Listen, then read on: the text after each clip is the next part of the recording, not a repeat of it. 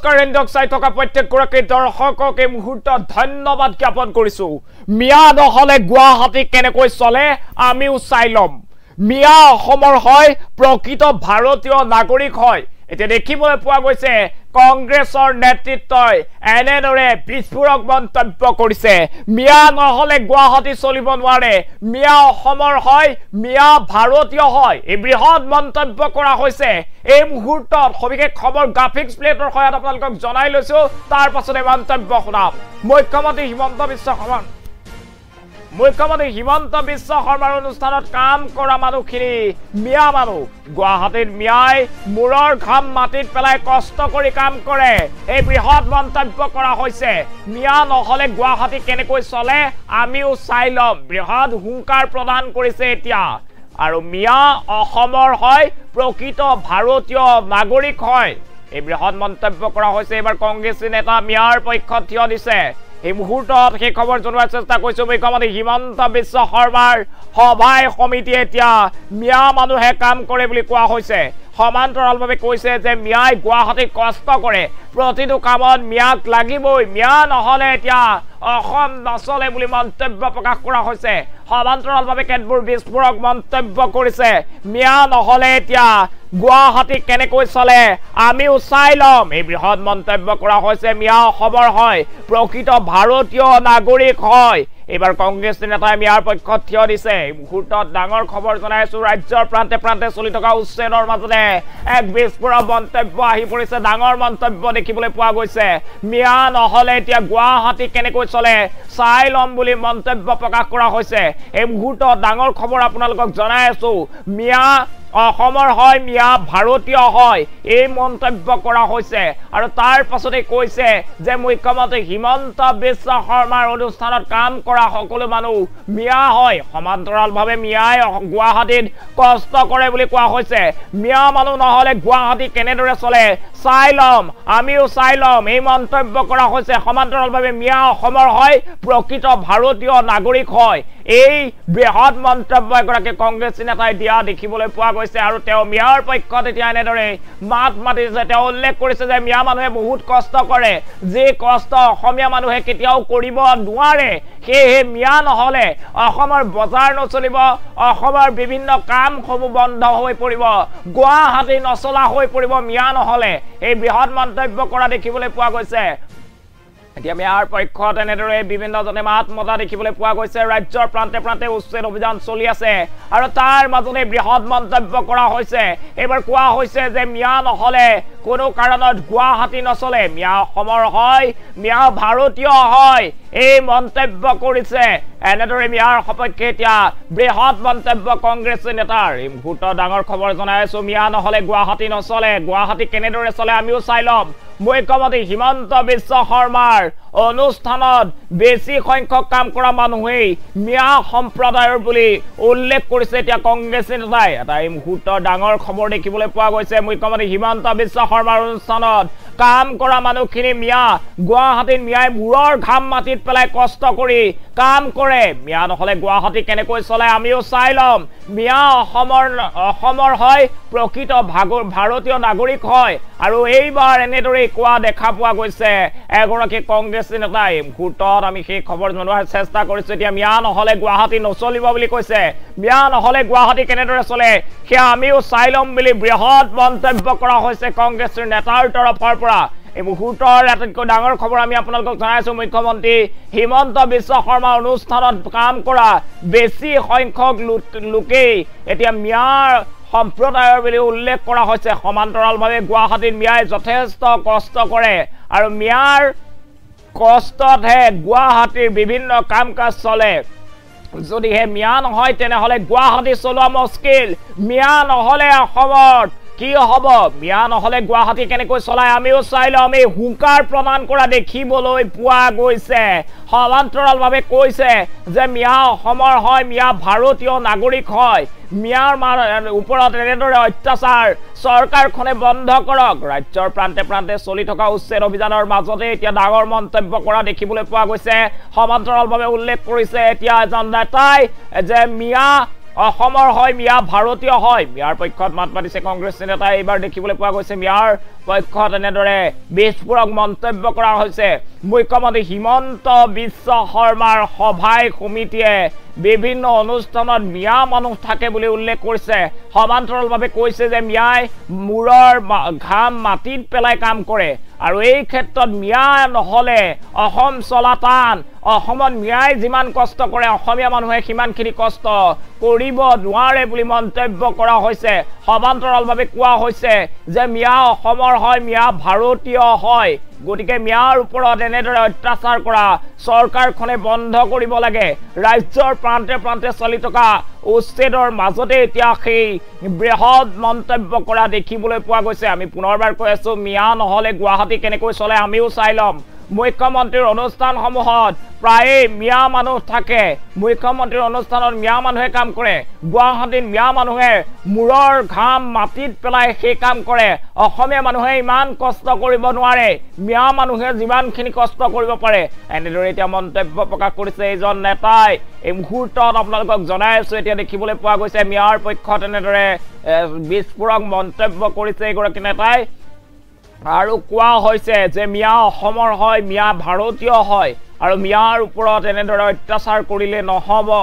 মিয়া যিমান কষ্ট কৰে অসমত অসমীয়া লোকে সিমানখিনি কষ্ট কৰিব নোৱাৰে বুলি মন্তব্য প্ৰকাশ কৰা হৈছে।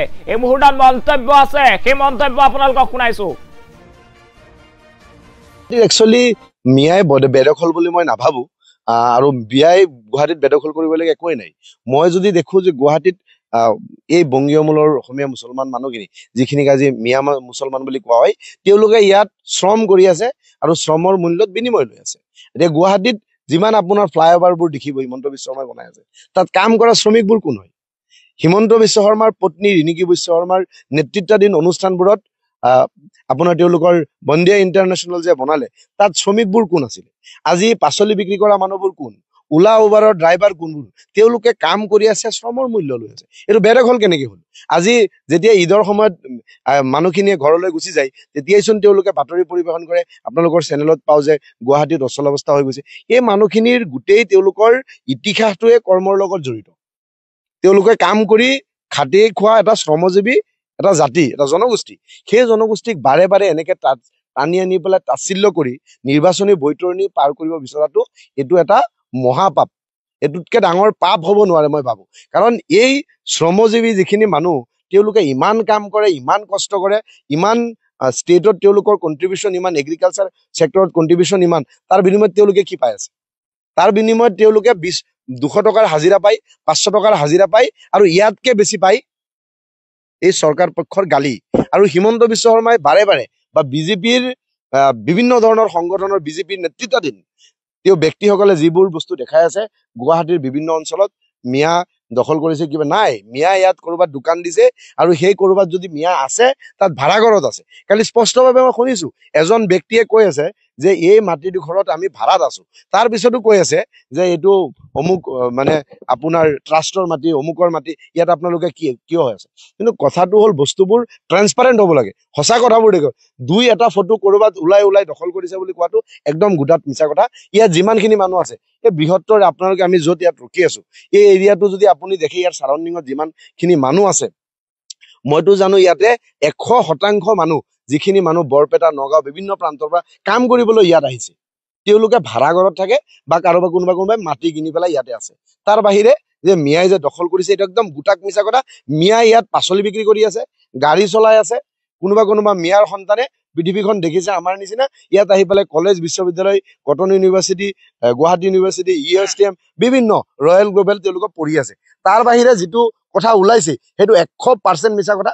আৰু মিয়া মানুহক যদি ইমানেই এৰি আছে, 5 দিনে হিমন্ত বিশ্ব শৰ্মাই নটিফিকেশ্যন এখন জাৰি কৰি দিয়ক যে মিয়া মানুহে অসমত গুৱাহাটীত 5 দিন কাম কৰিব নালাগে। তাৰপিছত আমি চাওঁ যে গুৱাহাটীখনত কেনেকুৱা ধৰণৰ অৱস্থা হয়। তেওঁলোকে শ্ৰমিক হয়, তেওঁলোকে কাম কৰে, কামৰ বিনিময়ত কিবা এটা পায়। গতিকে এই বাৰে বাৰে যিটো এটা মানুহক ডিগনিটিত হাৰ্ম কৰা যিটো কথা হৈ আছে, সেই কথাটোৱে অসমীয়া বৃহত্তৰ অসমীয়া জাতিটোৰ যিটো আপোনাৰ এটা গুৱাহাটীত একচুৱেলি মিয়াই বেদখল বুলি মই নাভাবোঁ আৰু মিয়াই গুৱাহাটীত বেদখল কৰিবলগীয়া একোৱেই নাই।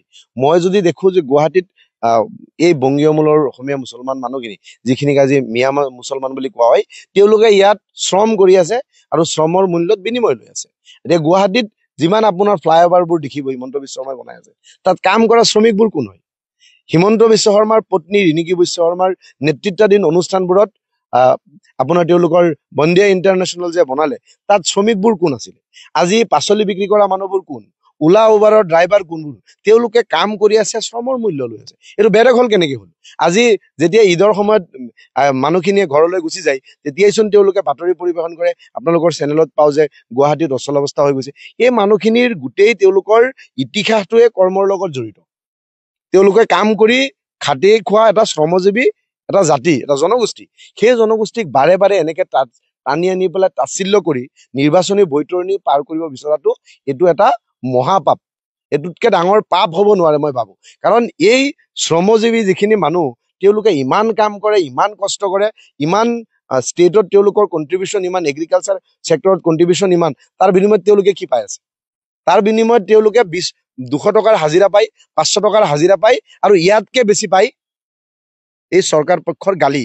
আৰু হিমন্ত বিশ্ব শৰ্মাই বাৰে বাৰে বা বিজেপিৰ বিভিন্ন ধৰণৰ সংগঠনৰ বিজেপিৰ নেতৃত্বাধীন তেওঁ ব্যক্তিসকলে যিবোৰ বস্তু দেখাই আছে, গুৱাহাটীৰ বিভিন্ন অঞ্চলত মিয়া দখল কৰিছে, কিবা নাই। মিয়া ইয়াত কৰবাত দোকান দিছে, আৰু সেই কৰবাত যদি মিয়া আছে, তাত ভাড়াঘৰত আছে। কালি স্পষ্টভাৱে মই শুনিছো এজন ব্যক্তিয়ে কৈ আছে যে এই মাটিডোখৰত আমি ভাড়াত আছো। তাৰ পিছতো কৈ আছে যে এইটো অমুক মানে আপোনাৰ ট্ৰাষ্টৰ মাটি, অমুকৰ মাটি, ইয়াত আপোনালোকে কিয় হৈ আছে? কিন্তু কথাটো হ'ল বস্তুবোৰ ট্ৰেন্সপাৰেণ্ট হ'ব লাগে, সঁচা কথাবোৰ দেখো।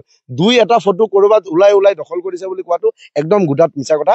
ইয়াত যিমানখিনি মানুহ আছে, এই বৃহত্তৰ আপোনালোকে আমি য'ত ইয়াত ৰখি আছো, এই এৰিয়াটো যদি আপুনি দেখে, ইয়াৰ চাৰাউণ্ডিঙত যিমানখিনি মানুহ আছে, মইতো জানো ইয়াতে 100% মানুহ, যিখিনি মানুহ বৰপেটা, নগাঁও বিভিন্ন প্ৰান্তৰ পৰা কাম কৰিবলৈ ইয়াত আহিছে, তেওঁলোকে ভাড়াঘৰত থাকে বা কাৰোবাৰ কোনোবাই মাটি কিনি পেলাই ইয়াতে আছে। তাৰ বাহিৰে যে মিয়াই যে দখল কৰিছে, এইটো একদম গোটাক মিছা কথা। মিয়াই ইয়াত পাচলি বিক্ৰী কৰি আছে, গাড়ী চলাই আছে। কোনোবা মিয়াৰ সন্তানে পৃথিৱীখন দেখিছে আমাৰ নিচিনা, ইয়াত আহি পেলাই কলেজ, বিশ্ববিদ্যালয়, cotton university, Guwahati university, USTM, বিভিন্ন ৰয়েল গ্লোবেল তেওঁলোকে পঢ়ি আছে। তাৰ বাহিৰে যিটো কথা ওলাইছে, সেইটো 100% মিছা কথা।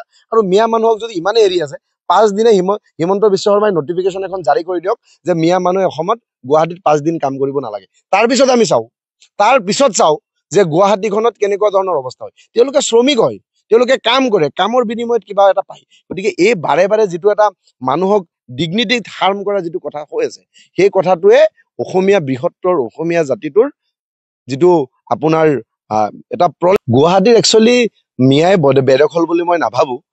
আৰু বিয়াই গুৱাহাটীত বেদখল কৰিবলগীয়া একোৱেই নাই।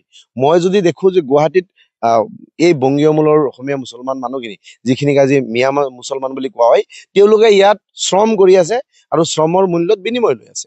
এতিয়া গুৱাহাটীত যিমান আপোনাৰ ফ্লাইঅভাৰবোৰ দেখিব হিমন্ত বিশ্ব শৰ্মাই বনাই আছে, তাত কাম কৰা শ্ৰমিকবোৰ কোন হয়? হিমন্ত বিশ্ব শৰ্মাৰ পত্নী ৰিণিকী বিশ্ব শৰ্মাৰ নেতৃত্বাধীন অনুষ্ঠানবোৰত আপোনাৰ তেওঁলোকৰ বন্দিয়া ইণ্টাৰনেশ্যনেল যে বনালে, তাত শ্ৰমিকবোৰ কোন আছিলে? আজি পাচলি বিক্ৰী কৰা মানুহবোৰ কোন? ওলা উবাৰৰ ড্ৰাইভাৰ কোনবোৰ? তেওঁলোকে কাম কৰি আছে, শ্ৰমৰ মূল্য লৈ আছে। এইটো বেদখল কেনেকে হ'ল? আজি যেতিয়া ঈদৰ সময়ত মানুহখিনিয়ে ঘৰলৈ গুচি যায়, তেতিয়াইচোন তেওঁলোকে বাতৰি পৰিৱেশন কৰে, আপোনালোকৰ চেনেলত পাওঁ যে গুৱাহাটীত অচল অৱস্থা